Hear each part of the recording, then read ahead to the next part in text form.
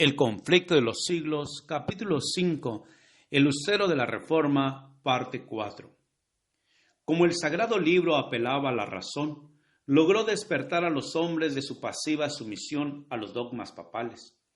En lugar de estos, Wycliffe enseñaba las doctrinas distintivas del protestantismo, la salvación por medio de la fe en Cristo y la infalibilidad única de las Sagradas Escrituras.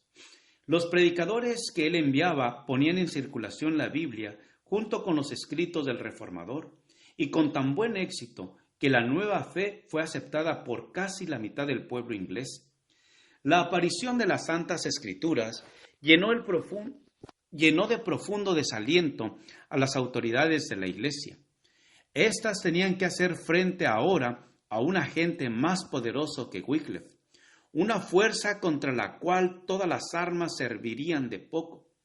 No había ley en aquel tiempo que prohibiese en Inglaterra la lectura de la Biblia, porque jamás se había hecho una versión en el idioma del pueblo. Tales leyes se dictaron poco después y fueron puestas en vigor del modo más riguroso. Pero entre tanto, y a pesar de los esfuerzos del clero, hubo oportunidad para que la palabra de Dios circulara por algún tiempo. Nuevamente los caudillos papales quisieron imponer silencio al reformador. Le citaron ante 3 tribunales sucesivos para juzgarlo, pero sin resultado alguno. Primero, un sínodo de obispos declaró que sus escritos eran heréticos, y logrando atraer a sus miradas al joven rey Ricardo II, obtuvo un decreto real que condenaba a prisión a todos los que sostuviesen las doctrinas condenadas.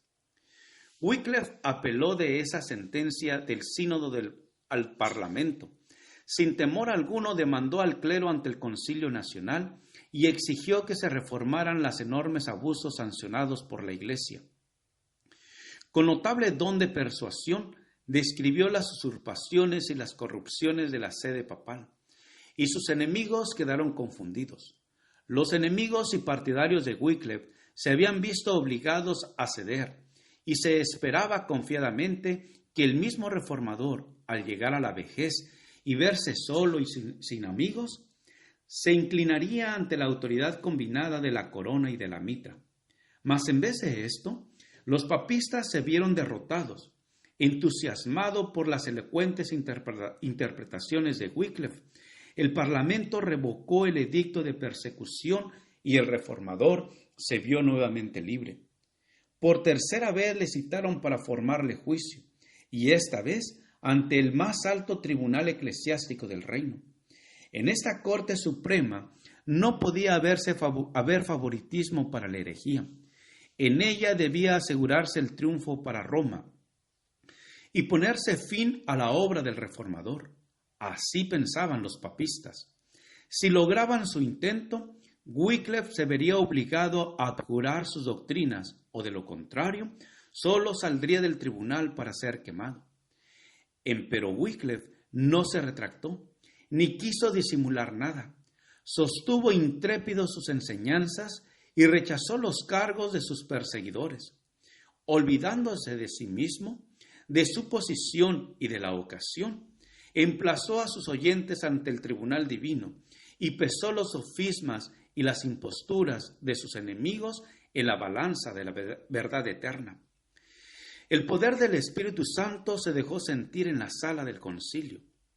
Los circunstantes notaron la influencia de Dios y parecía que no tuvieran fuerzas suficientes para abandonar el lugar. Las palabras del reformador eran como flechas de aljaba de Dios, que penetraban y herían sus corazones. El cargo de la herejía que pesaba sobre él, Wycliffe lo lanzó contra ellos como poder irresistible. Los interpeló por el atrevimiento con que extendían sus errores y los denunció como traficantes que por amor al lucro comerciaban con la gracia de Dios. ¿Contra quién pensáis que estás contendiendo?, dijo al concluir. ¿Con un anciano que está ya al borde del sepulcro? No, contra la verdad que es más fuerte que vosotros y que os vencerá.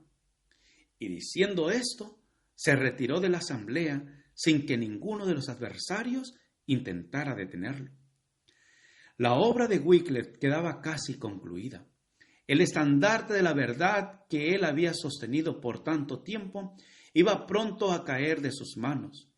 Era necesario que diese un testimonio más en favor del Evangelio. La verdad debía ser proclamada desde la misma fortaleza del imperio del error.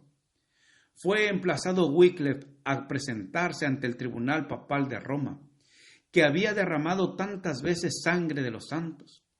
Por cierto que no dejaba de darse cuenta del gran peligro que le amenazaba, y sin embargo hubiera asistido a la cita si no se le hubiese impedido un ataque de parálisis que le dejó imposibilitado para hacer el viaje. Pero si su voz no se iba a oír en Roma, podía hablar por carta, y resolvió hacerlo. Desde su rectoría, el reformador escribió al Papa una epístola que, si bien fue redactada en estilo respetuoso y espíritu cristiano, era una aguda censura contra la pompa y el orgullo de la sede papal. En verdad me regocijo, decía, en hacer notoria y afirmar delante de todos los hombres la fe que poseo, y especialmente ante el obispo de Roma, quien, como supongo que ha de ser persona honrada y de buena fe, no se negará a confirmar gustoso esta mi fe, o la corregiré si acaso la encuentra errada. En primer término, supongo que el Evangelio de Cristo es toda la sustancia de la ley de Dios. Declaro y sostengo que por ser el obispo de Roma el vicario de Cristo aquí en la tierra, está sujeto más que nadie a la ley del Evangelio. Pero entre los discípulos de Cristo, la grandeza no consistía en dignidades o valer mundanos, sino a seguir de cerca a Cristo e imitar fielmente su vida y sus costumbres.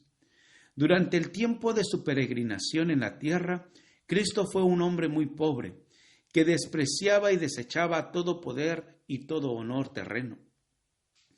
Ningún hombre de buena fe debería seguir al Papa ni a santo alguno, sino en aquello en que ellos siguen el ejemplo del Señor Jesucristo. Pues San Pedro y los hijos de Zebedeo, al desear honores del mundo, lo cual no es seguir las pisadas de Cristo, pecaron, y por tanto no deben ser imitados en sus errores. El Papa debía dejar al poder secular todo dominio y gobierno temporal, y con tal fin exhortar y persuadir eficazmente a todo el clero a hacer otro tanto. Pues así lo hizo Cristo y especialmente sus apóstoles. Por consiguiente, si me he equivocado en cualquiera de estos puntos, estoy dispuesto a someterme a la corrección y aún a morir si es necesario. Si pudiera yo obrar conforme mi voluntad y deseo, siendo dueño de mí mismo, de seguro que me presentaría ante el obispo de Roma. Pero el Señor se ha dignado visitarme para que se haga lo contrario, y me ha enseñado a obedecer a Dios antes que a los hombres. Al concluir decía, oremos a Dios para que mueva de tal modo el corazón de nuestro Papa Urbano VI, que él y su clero sigan al Señor Jesucristo en su vida y costumbres, y así se lo enseñen al pueblo, a fin de que, siendo ellos el dechado, todos los fieles lo imiten con toda fidelidad.